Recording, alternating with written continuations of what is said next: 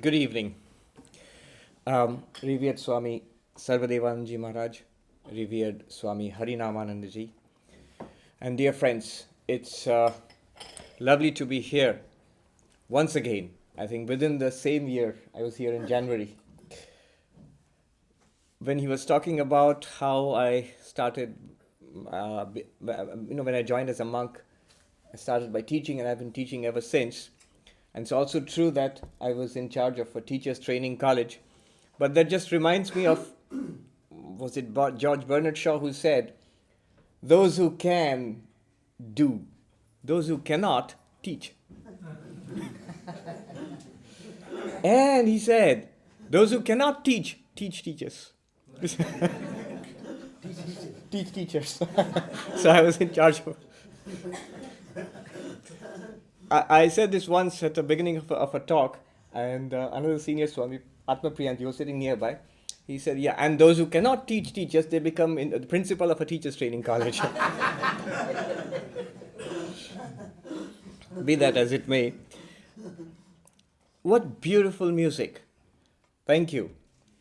And the song, the person who's written that, is she here? He's now in Florida. Oh, okay. No. The lyrics. The composer is no longer with us. Oh, she has passed away. But the person that composes many of the songs is in Florida, but not this one. Yeah, he's not so good. Krishna Sadhika, that was the name, Krishna Sadhika. What a beautiful song. Do you remember those lines from the beginning until the end of time? How could such love be extinguished? I was thinking about that, and I connected it to what we read after meditation when Swami was reading out that old Indian story about the demon king who hated God and his son Prahlad, the little boy who loved God, and how the father, the demon, tortured Prahlad. It's a story that every little Hindu boy has heard. And we take it as a story. We take it as a story, a mythology. But what was interesting was, after hearing that story, Sri Ramakrishna was weeping. And it just struck me when I was sitting there, just struck me there. I never thought about it earlier. Why would he weep? Is it a story? Or is it possible that ages before human history began, maybe there was something like that? And maybe there was a little boy, today we call it a demon king and a little boy, but maybe there was a little boy who loved God, who is dead and gone thousands and thousands of years ago, but God remembers him. And God weeps for him. Maybe. It's quite possible. How could such love be extinguished? We read in the life of Teresa, Saint Teresa, how she one day got a vision of a strange man with a beard and flowing robes, and who looked at her with shining eyes. And before she could ask anything, he asked her, "Who are you?" And she said, "I'm Teresa of Jesus." "And who are you?" she asked that figure. And he replied, "I'm Jesus of Teresa." You see, how could such love be extinguished? From the beginning till the end of time. There's this Sufi poet who, a beautiful poem, he writes that even when I'm dead and gone, the very grass on my grave, which quivers in the wind that sweeps through the cold graveyard, the grass on my grave, it'll quiver with love for you. It's my love which is making it quiver. That's the imagination of the poet. I was just thinking, tomorrow you have a service for Balaram, who was a devotee of long standing. So we have a service like all other human beings, and we remember these people. And one day they fade away slowly from our memory. But there is one who remembers. God remembers. Others may forget, but God does not forget. How could such love be extinguished?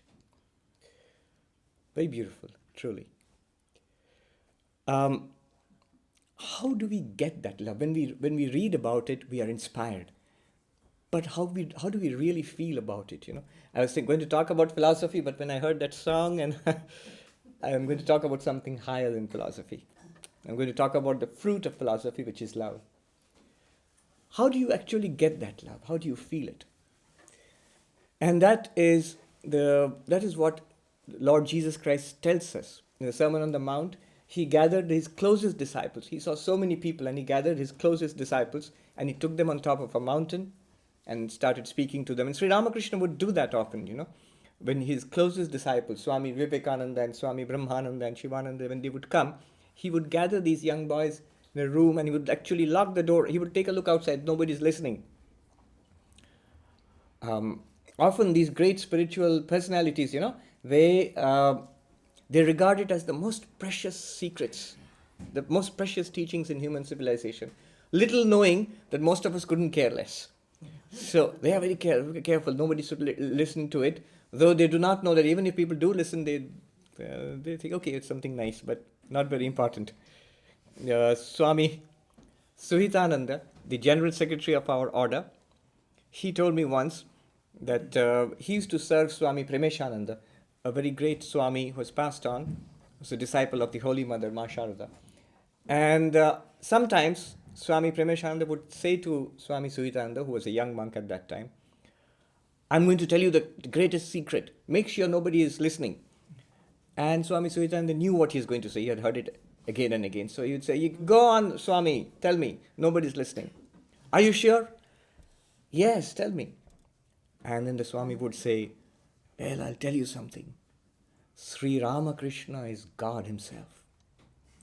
And Swami Suhitananda would say, "Yeah, I know that." "Oh, you do?" "Yeah, and everybody knows it." "They do." "Yes, they know it, and they don't care. Nobody cares, really." Nobody's bothered. Because after all, we do not know what God is and what is the incarnation of God. It is just words for most of us. It's not a tremendous revelation. It is to a person who really begins to understand. For Premishanji, it's a tremendous thing because he begins to understand. I've never seen him, but Maharaj has seen him many times, Swami Premishananda. The Lord Jesus tells us in the Sermon on the Mount, how can you feel that love of God?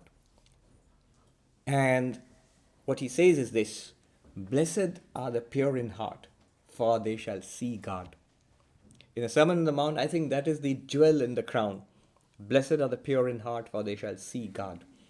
Once I read out, when I was reading the Sermon on the Mount, and there was this book on theology by Hans Küng, a great Christian theologian. In fact, he was the teacher of the last Pope. He's still living, the Hans Küng, Catholic theologian. And he's written this big book on being Christian. And there's a section on the Sermon on the Mount, where what is the meaning of the Sermon on the Mount? What's the purpose of these teachings? And he gives different theories. He says the Christian church holds the Sermon on the Mount is meant for a chosen few, monks, those who are going to be his apostles, those who are, so that's what Jesus chose them and gave the teachings for them, but it's not for everybody. It's for Christian perfection. And there are many theories. For example, Tolstoy says that the Sermon on the Mount is meant for establishing the kingdom of heaven on earth. So if people could follow that, the kingdom of heaven would be established here on earth. And so on and so forth. But none of them say that the Sermon on the Mount is meant for realizing God, for seeing God. That's what, when I read it, that's what it feels like to me. You do this and you will have the vision of God, you will have the presence of God, you will find God in your life. I thought, is it just me or... So I decided to take the Sermon on the Mount and I read it out to a group of the young men who are going to be monks, where I was teaching in Belur Math. The novices, I was teaching them for the last 7 or 8 years. So I took it to class and I read it out in class. And then I asked those young men who are going to be Hindu monks, what is this meant for? What do you think? What is the purpose of this Sermon on the Mount? And they all said, for realizing God, for seeing God. So God realization, the vision of God, making God a reality in our lives, that's the purpose. And the Lord Christ says, blessed are the pure in heart, for they shall see God. How do you become pure in heart? And what does it mean anyway to be pure in heart? Swami Prabhavananda, in this beautiful little volume, the Sermon on the Mount according to Vedanta, he says, try to think of God. Go on, do it just now. And what you feel is, you have a fleeting feeling of something divine, something elevated, sublime, and then it goes. Other thoughts come in, other emotions come in, memories come in, worries and anxieties come in, sufferings of the body, the world rushes into the head, and that is what is meant by the impurity of the heart, which does not allow you to hold on to God in thought. You don't have to make an effort to think about the world. It's there. It's effortless. And for those who are pure in heart, those who have cultivated this inner purity, for them the thought of God is effortless. For them the thought of God is effortless. So how do we cultivate this inner purity of heart? And that's how I understand the Sermon on the Mount. He starts off with, blessed are the poor in spirit, for theirs is the kingdom of heaven. Blessed are the poor in spirit. What does it mean to be poor in spirit? It means to be humble. I'm reminded of in Bhagavad Gita, the 13th chapter, Krishna tells Arjuna what are the qualifications for attaining Brahmagyana, the highest Vedantic knowledge. And he starts off the list with this, Amanitvam Adambhitvam. Amanitvam Adambhitvam are exactly this. Blessed are the poor in spirit, for they shall see, for theirs is the kingdom of heaven. Amanitvam, not being proud, transcending pride. Swami Prabhavanji writes, pride of learning, pride of coming from an aristocratic family. If you're from India, you know there's this whole caste business, pride of caste, pride of wealth, pride of youth and good looks, and so many things. Or here it could be pride of race. So there are these things, which tie us down to this mundane world. And Being poor in spirit means to rise above this, to rise, to cleanse oneself of this so that one is ready to receive God. Blessed are the poor in spirit, for theirs is the kingdom of heaven. Swami Prabhupada, about different kinds of pride. He writes, also another kind is that thinking that I know what is spirituality and what kind of spirituality should be taught to me. I think I detect a note of exasperation there. When he was here in 1930s or 40s, I think he must have come across this a lot. That's why he writes this. That when I go to the guru or the teacher, there also I know what I'm going to be taught. This is what you should teach me. The Zen disciple who goes to the Zen master, and whatever the master tells him, he says, oh, I know this, I read that book. Oh, I know this, I heard it from that teacher. And then the master said, well, I understand the disease now. So he said, let's have tea. And he starts pouring tea into the disciple's cup. It's full to the brim. It overflows. That old story, we know that. And the disciple says, stop. It's full. And the master said, exactly. How can you taste my tea if your cup is not empty? Unless you empty your cup, how can you taste my tea? Blessed are the poor in spirit, for theirs is the kingdom of heaven. The possibility of the kingdom of heaven, the possibility of God exists when I bow down, when I learn to, when I admit there is something for me to learn. Adambhitvam, the word which Krishna uses, it's very interesting. It's a form of pride. One form of it is, even among religious people, one form of it is a show of religiousness. A show of religiousness. In India, for example, religiousness is connected to purification. So there'll be people who'll be sprinkling Ganges water. There's a story, an old story about, in a 12th century drama, about this person who makes a show of religiousness, and wherever he goes, he takes this Ganges water, which is supposed to be purifying. So we use it, we sprinkle it in puja, in worship. So he takes a pot of Ganges water and a kusha, a blade of grass, and every step he takes, he sprinkles it very ostentatiously. People know that he's a very religious person. And the story is that he is invited to the council of gods, and he walks in there, sprinkling water there too. And they invite him to sit there. This is a seat for you, and he sprinkles water on that. And he said, this is polluted, that's polluted. And Brahma, the creator of the universe, was the demiurge, the creator of the universe. He says, well, I can't see anywhere you can sit, but you can come and sit on my lap. And he goes and on his lap he sprinkles water. It's Prabodha Chandrodaya, the old Sanskrit drama. But it's true, it's not just a story. Swami Sarvapriyananda, he told me about a senior monk many decades ago in Kashi, in Benares. In those days, there was no mail, no email or anything like that. He used to write postcards. So the postman would come with the postcard, and this old Swami would tell the postman, throw it down here, the postcard, on the ground. And the postcard would be put on the ground, and the Swami would take out his Ganges water and sprinkle it with water till it became illegible. And then he would bring it to Sarvapriyananda and said, my boy, could you read this out to me? I can't read it. So this would happen again and again. It's a show of religion. And it's not just in India. Here there's another kind of, I have seen sometimes, you go to people, especially in the New Age movement, you find people meditating. And when you're meditating, you expect peace and bliss. Now I have to show that I have got a lot of peace and bliss. So I've seen a lot of these people, young people, sitting and meditating, and they have these big smiley faces pasted on, Their looks pasted out. You don't have to show that you are in bliss. So to show what I am not, that is the gross form of spiritual pride. To show what we are not.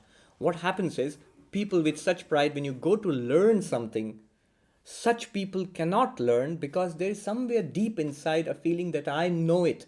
So whenever he or she hears something, there's an automatic tendency to, that you have heard the bed of Procrustes, where the person is cut to fit the bed. So the knowledge is force fit into my preconceived notions, and I get the feeling that now I know it. and I'm satisfied. But then I don't learn. I don't learn. Especially in this new age, in this age of ours, it's wonderful because all the great religious traditions of the world are available. It's a supermarket of religion, a supermarket of spirituality. We call it a mall of, so everything is available. But remember, all of these are very ancient traditions, developed over centuries, millennia. There's a great amount of wisdom there. So you cannot just pick and choose and think that you have understood. So when we have to go to these traditions to learn, go to Buddhism, to Sufi mysticism, to Vedanta, we go with that openness, not showing that I know. Rather, I do not know, poor in spirit. Then only there is the possibility of the kingdom of heaven. But this is just the gross form of pride, spiritual pride, to show what we are not spiritually. But there is a subtle form also, which is just the opposite, to show what we are. Now, if I have got some good qualities, I meditate a lot, I am very learned, I'll just subtly let people know what my spiritual excellence is. And they are true. It is there within me. But the moment I show it, that's also another form of spiritual pride. So both of these, displaying what I'm not, gross form, it's silly. You can easily identify such a person. And such a person does not know, unfortunately, the other people laugh at him or her. But there's a subtle form, much more poisonous, where really we have some excellence within us, something that is developed, and we show it, display it for people to admire us. That's also a spiritual pride. You transcend that, poor in spirit. And then comes, blessed are they who mourn, they that mourn, for they shall be comforted. Mourn, we do mourn. So many of us mourn. We mourn for things of the world. Sri Ramakrishna says, how many people cry for God? People cry for children, people cry for wealth. But how many people shed a tear for God? Not many. Very few people cry for God. He even said, I think, if you cry sincerely for God for 3 days, you will get God. And it seems, I remember Swami Bhuteshanandaji, of revered memory, the 12th president of the order. We were very junior novices, and we were doing saluting him, and then Swami Chetananandaji from St. Louis, he came and he was asking Swami Bhuteshanandaji, here's a question. An actress from Hollywood, she said, Swami, I tried it. I cried straight 3 days for God and nothing happened. So Sri Ramakrishna says, if you cry for God for 3 days, you should see God. But here's this actress who said, so she says, I can cry at the drop of a penny, in a drop of a hat. So it's very easy for me. So what is the solution?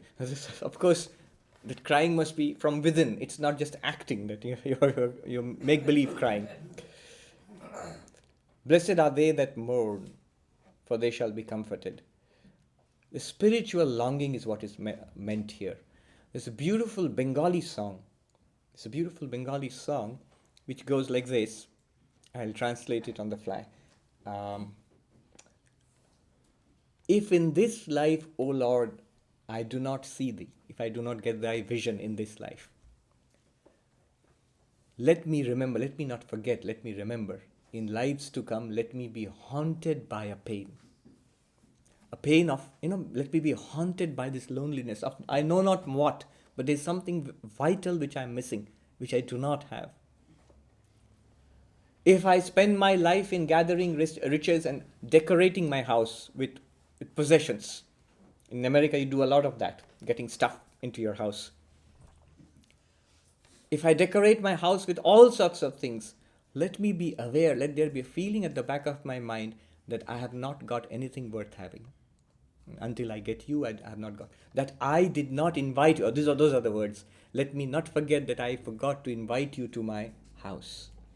I got everything into my house, but I forgot to invite you to my house.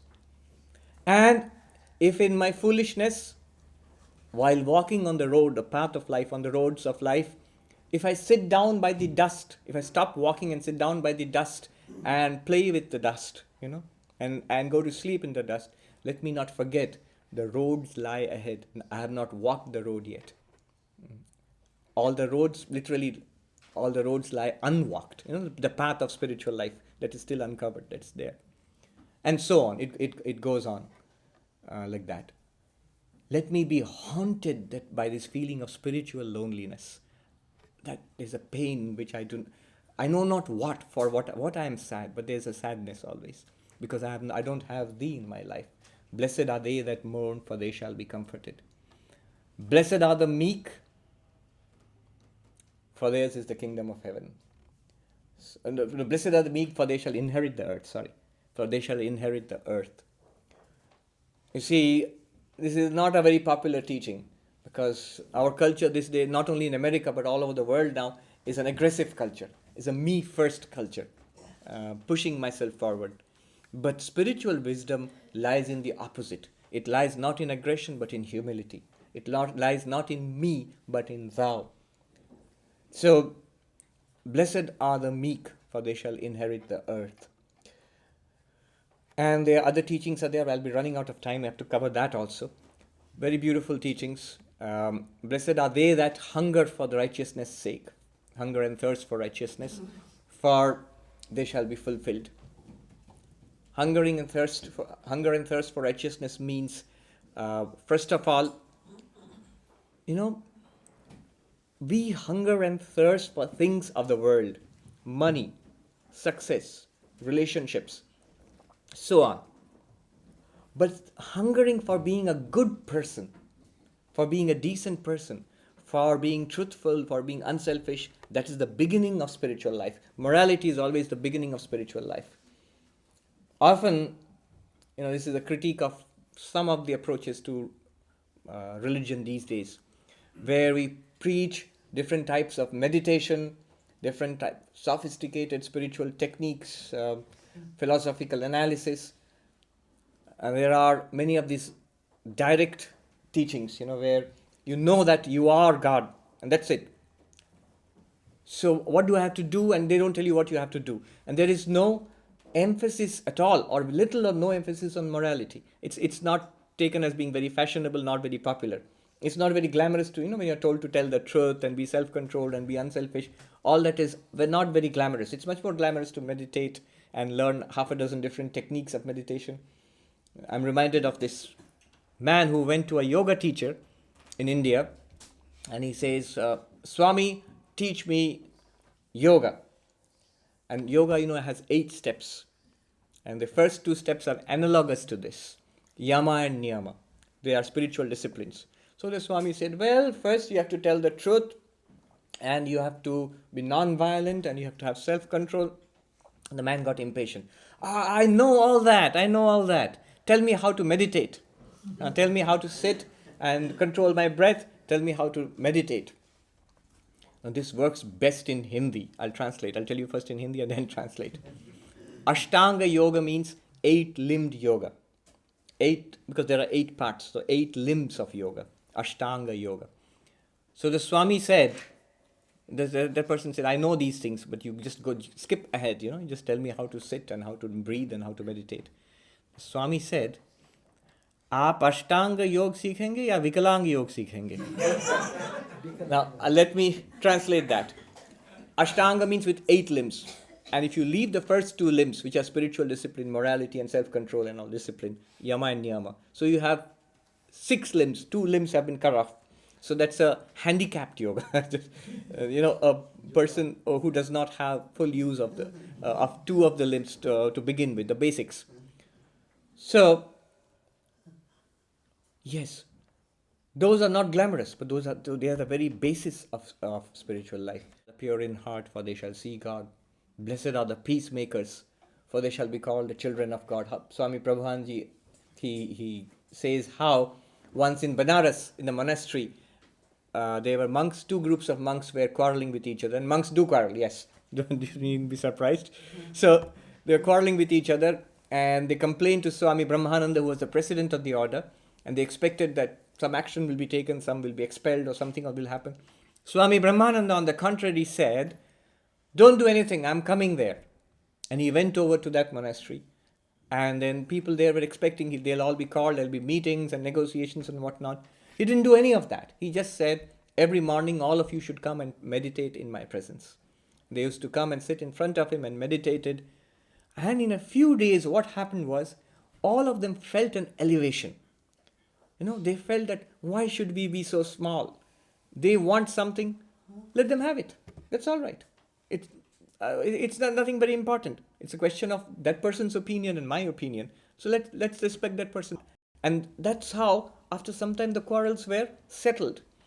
I'm reminded of the story of the desert fathers, the early desert fathers. 2 ascetics living in the desert, maybe a century after the Christ.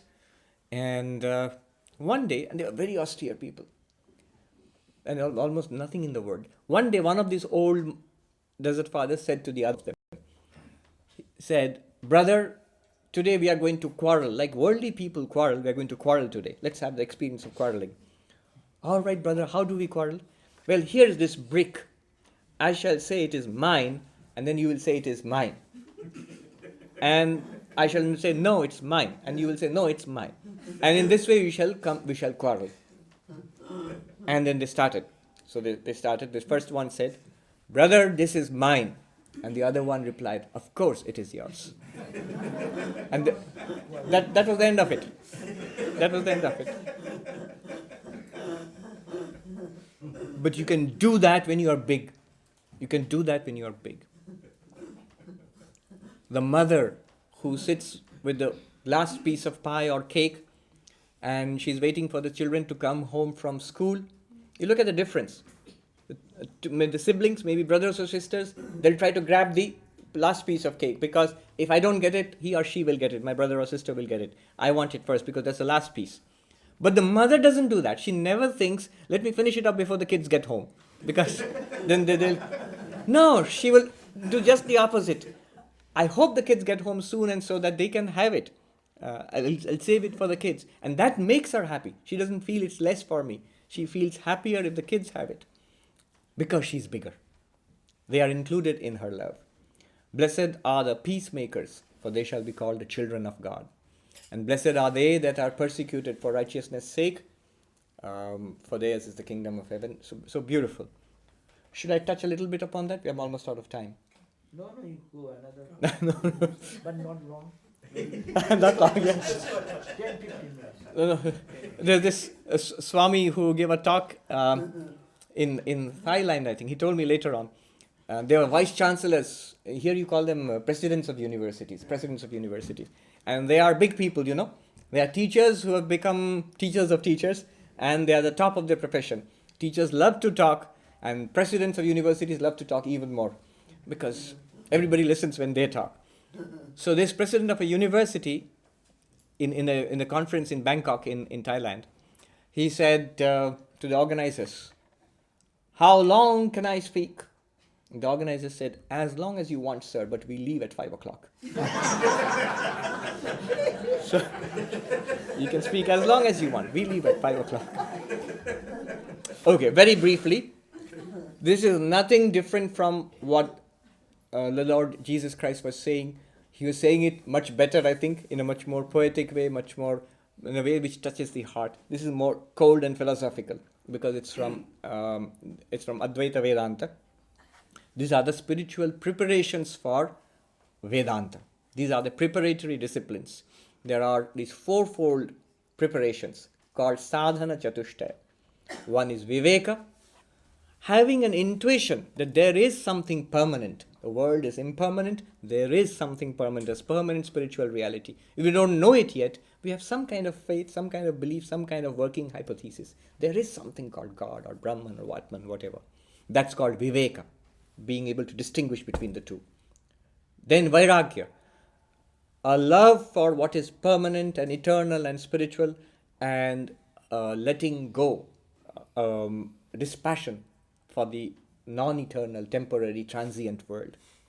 Then comes Shat Sampatti, these 6 disciplines, 6-fold discipline. They are part of one discipline, the 6-fold.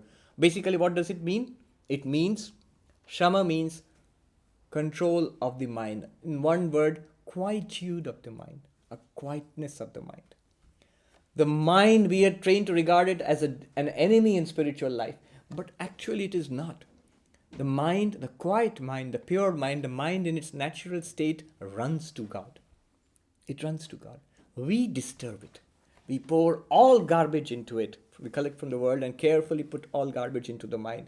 And when mind is full of distraction and worry and anxiety, we complain. The mind is an obstruction to spiritual life. It is not an obstruction to spiritual life. It is our greatest aid in spiritual life. A quiet mind, shama.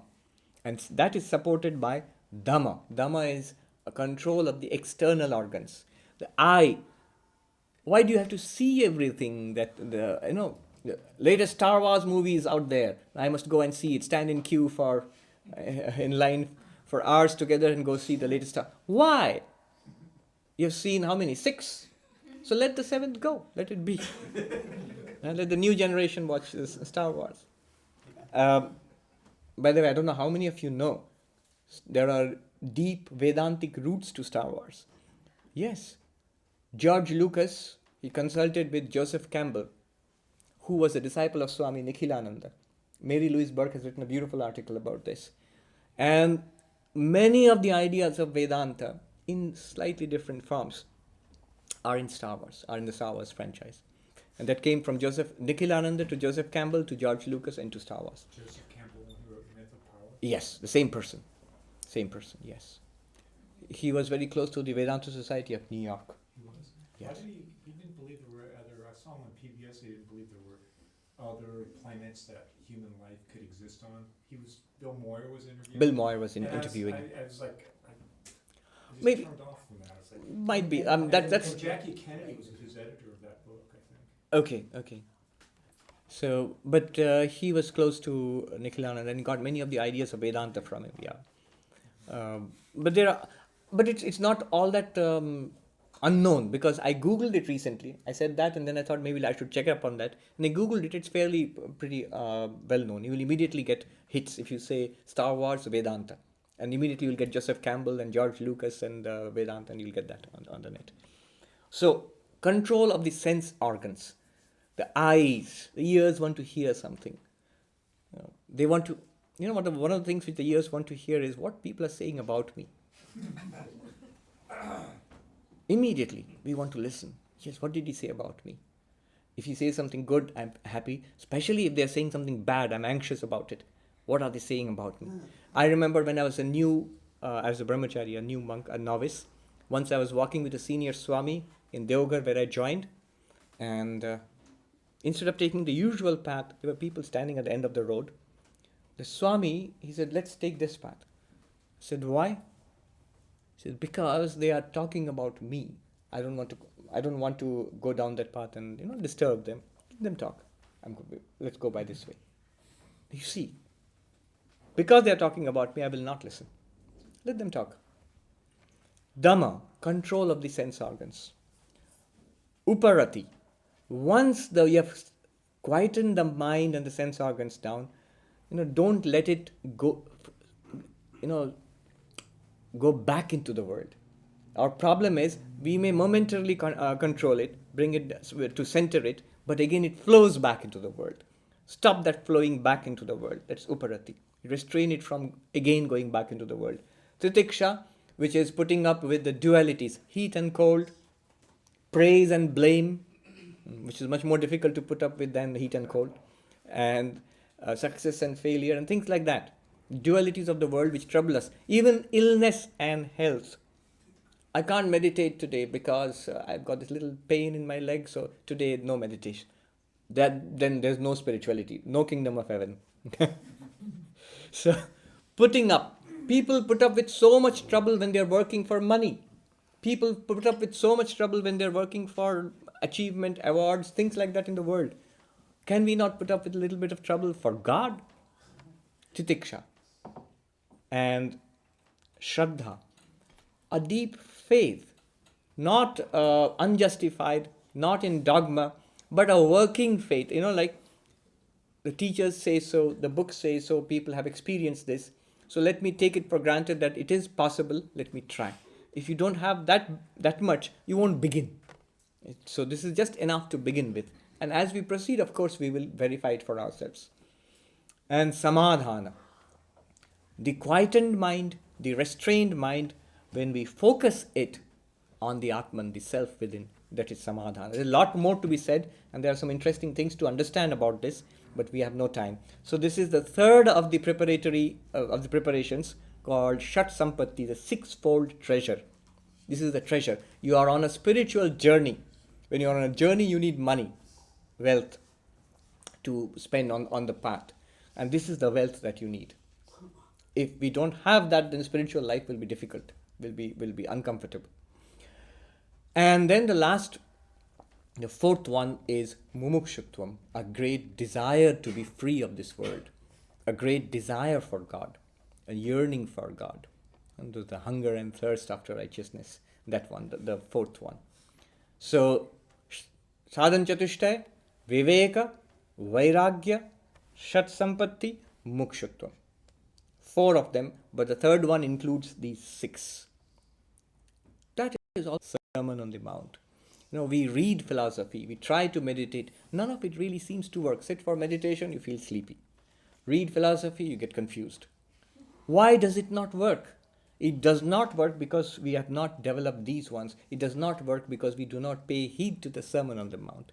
When we develop those qualities, meditation is going to be easy. Philosophy is going to be illuminating rather than confusing. I pray to the Lord Jesus Christ to bless us all on this Christmas and in the years to come. May that light which was in Bethlehem, may that light come to our hearts and illumine the darkness of our hearts. May we find that love which cannot be extinguished.